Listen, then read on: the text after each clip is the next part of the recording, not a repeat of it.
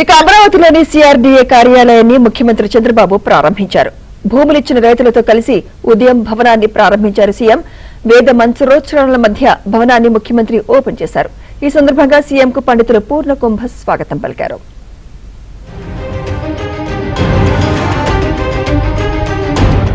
రాజధాని పనులు రీస్టార్ట్ అయ్యాక ప్రారంభమైన తొలి ప్రభుత్వ భవనం ఇది. ఈ సిఆర్డీఏ భవనాన్ని సీఎం లాంఛనంగా ప్రారంభించారు. అనంతరం అక్కడ ఏర్పాటు చేసిన శిలాఫలకాన్ని ఆవిష్కరించి ప్రత్యేక బోర్డుపై సంతకం చేశారు. అంతకుముందు రాజధానికి భూములు ఇచ్చిన రైతులతో చంద్రబాబు ప్రత్యేకంగా మాట్లాడారు.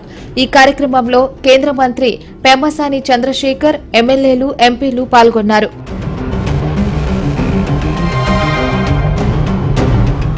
రైతుల ఉద్యమ ఫలితంగానే పరిపాలన భవనం ప్రారంభమైందన్న సీఎం రైతుల త్యాగాలను ఎప్పటికీ మర్చిపోనని స్పష్టం చేశారు.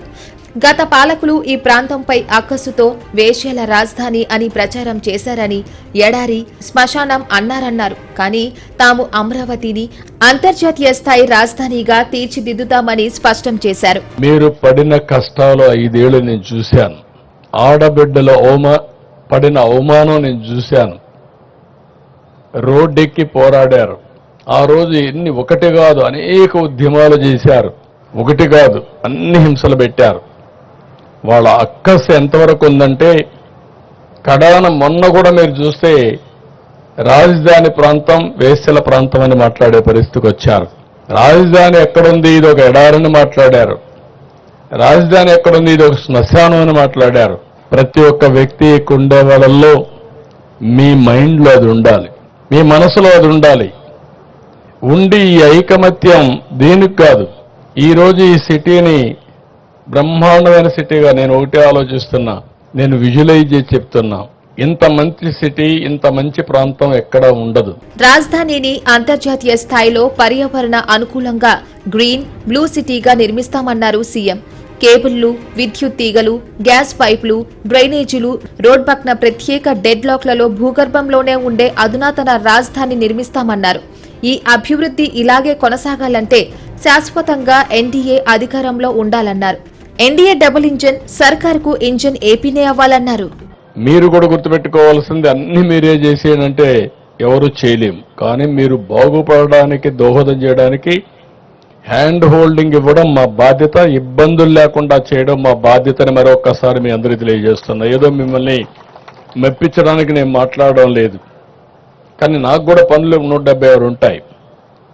కానీ అన్నీ చేయకపోతే మళ్ళీ నేను రాబోయే రోజుల్లో 5 ఏళ్ల తర్వాత మీరు గుర్తుపెట్టుకోవాలి, ఒకసారి చేసిన తప్పుకు మీరెంత అనుభవించారో, నేనెంత అనుభవించానో, రాష్ట్రం ఎంత అనుభవించిందో తెలిసింది. రాబోయే రోజుల్లో ఓటమి అనే మాట లేకుండా శాశ్వతంగా ఎన్డీఏ ఉండాలి. ఎన్డీఏ శాశ్వతంగా ఉంటే అటు నరేంద్ర మోడీ గారు 2047కి ప్రపంచంలో నెంబర్ 1 ఆర్థిక వ్యవస్థగా భారతదేశం తయారవుతుంది. దానికి ఇంజన్గా ఆంధ్రప్రదేశ్ రాష్ట్రం ఉంటుందని మరొకసారి మీ అందరికీ విజ్ఞప్తి చేస్తున్నా. రాజధాని రైతు సమస్యల పరిష్కార బాధ్యతను కేంద్ర మంత్రి పెమ్మసాని చంద్రశేఖర్, మంత్రి నారాయణ, ఎమ్మెల్యే శ్రావణ్లకు అప్పగిస్తున్నట్లు సీఎం ప్రకటించారు. రాజధాని రైతులకు ఏ సమస్య ఉన్నా 3 నేతలతో చెప్పి పరిష్కరించుకోవాలన్న చంద్రబాబు అవసరమైతే తాను కూడా రైతులతో మాట్లాడతానన్నారు. అనంతరం సిఆర్డీఏ భవనాన్ని అనుబంధంగా నిర్మించిన సిఈబి భవనాలను సీఎం పరిశీలించారు. భవన నిర్మాణ తీరును మంత్రి నారాయణ వివరించారు. G+7 భవనంతో పాటు మరో 4 సిఈబి భవనాలను ప్రభుత్వం నిర్మించింది. సిఆర్డీఏ, ఏడీసీఎల్తో పాటు మున్సిపల్ శాఖకు సంబంధించిన అన్ని విభాగాలు ఒకే చోట నుంచి కార్యకలాపాలు నిర్వహించేలా నిర్మాణాలు చేసింది సర్కార్.